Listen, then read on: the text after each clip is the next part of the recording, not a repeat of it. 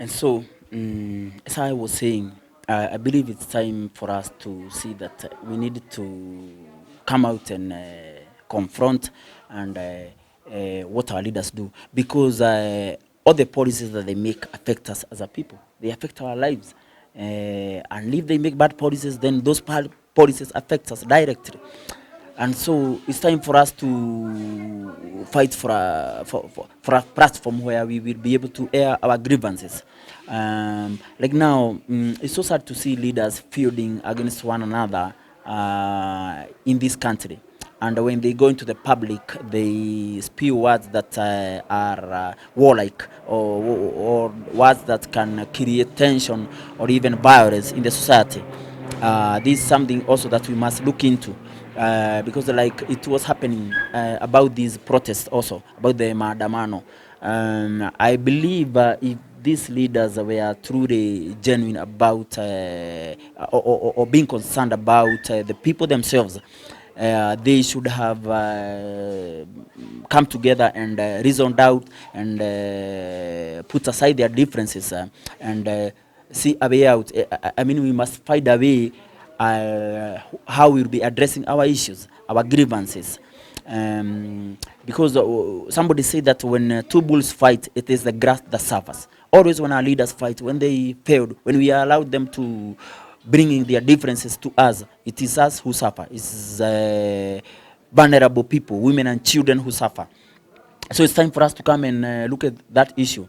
Like now, the issue of the deputy president. I think yesterday he spoke was that we are not right to speak in the public. I mean, was that can create tension and some kind of violence and in in our country or in our society. And so we should condemn that things, or those things, and we should not allow them. And when they speak like so, it's like they are being insensitive to the people who have suffered. Like going to a funeral and politicking there, I believe it is not right. It's something that should not happen in a civilized society, because first you have got to be sensitive to the people who have lost their loved ones.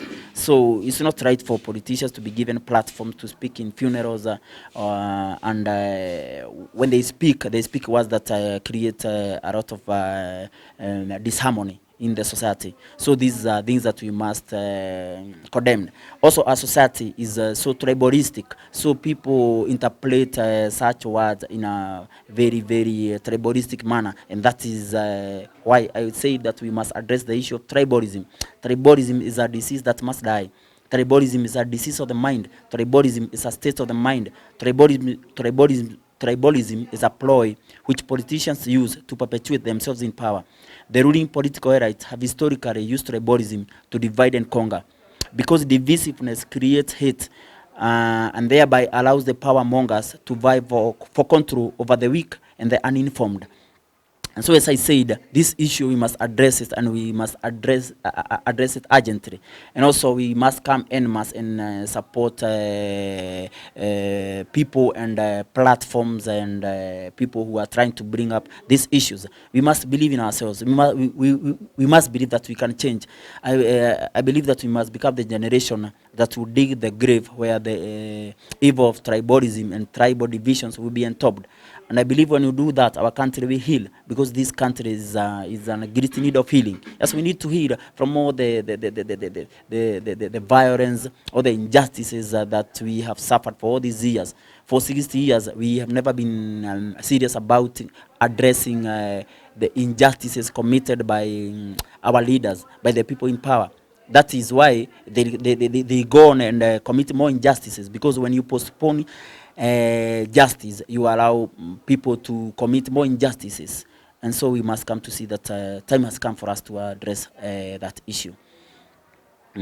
So, as I was saying, I find that the issues that poor people have been ignored for so long in this country, and the people themselves are also complicit in their own oppression, because we follow leaders either for handouts or because they belong to our tribe. and that's another issue that made us okay, that has denied the right, also the moral right to demand for service from our leaders. That is why our leaders have gotten away with so much for so long. And so I believe it's time for us to come and see that this issue of handouts and supporting leaders because they belong to a tribe, this issue must come to an end. We must elect leaders who are there out to serve us, people who have the interests of the people at heart. But I don't believe that this crop of leaders who have been ruling us for 60 years now, or from 1963, have got the intention to do that. They don't have. That's why I'm agitating for change, real change, true change. And somebody say revolt is changing, is a revolution that, or a change that merely moves people, but a revolution is a movement that changes people and institutions. So I believe the only way out for this country, the only way out for our country, the only way out for our time is a revolution of the mind, a revolution of ideas, a revolution of values. A true revolution of values will cause us to question the fairness and justice of many of our past and present policies. A true revolution of values will cause us to look unnecessarily at the glaring contrast between wealth and poverty, and we shall say with a righteous anger that this is not right. And to do this, my people, we must come out of our fears and out of our comfort zones, as we must decide to face our fears. Somebody said that fear is a reaction and courage is a decision. Mandela himself said that he found out that courage is not the absence of fear, but it is the triumph over it. So we must face our fears. Most of our fears are imaginary, and that is why we are never able to confront the lies that our leaders peddle to us and have been peddling to us. All these leaders have been getting into power using lies and invoking tribal emotions among their people. This is what has been happening. This is the bread of our politics that we have in this country, and it's so sad. That's why I'm saying we must change the way we do our politics. We must change the way things have been done from 1963 up to date if we are to get a society that will address the issues of the people. And it's time for us to address the issues of the people, because like now, the money is there. This country has got of resources, but these resources are in the hands of very few people. Our economy is still controlled by the West, by the IMF and the World Bank, those Bretton Woods institutions,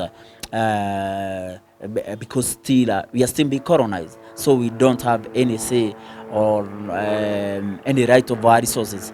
That's why you see, like in places like Congo, there are a lot of minerals. Even here in Kenya, we have a lot of minerals, and these minerals do not help our people. They end up, in fact, we end up killing each other because of them, because of this wealth that God has given us. Instead of using this wealth to give our people decent lives, because of what I call external influence. And this is something that we must address and come out and now know.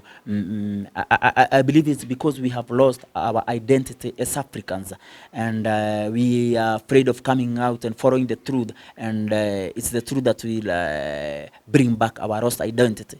And as Africans, I believe that together we shall be very strong. Somebody say that when the good people of Africa, when the poor people of Africa will unite, the whole world then also will unite. And I believe that when poor people speak out, they are not only speaking out, they are erupting. They are talking about all the injustices that they have been facing all through. That's why I've told my people that change in this country will come out of, it will be brought by the people on the street, people in the street, the poor people. When we shall unite, we shall be able to change this country. Because unity is power, and without unity we cannot achieve much. But when we are united, we'll be able to achieve what we desire. Because I believe the heart of every man desires freedom. In the heart of every man there is that yearning for freedom, that yearning for justice, that yearning for equality. We must stop looking the other way. We must feel concerned, greatly concerned at every injustice that is happening, at every evil that's happening, like corruption, tribalism. And as I said, we must address these issues and address them once and for all. We must address them deeply and with a purpose of seeing that they, after we address them and be determined to change, we'll get the so desired change.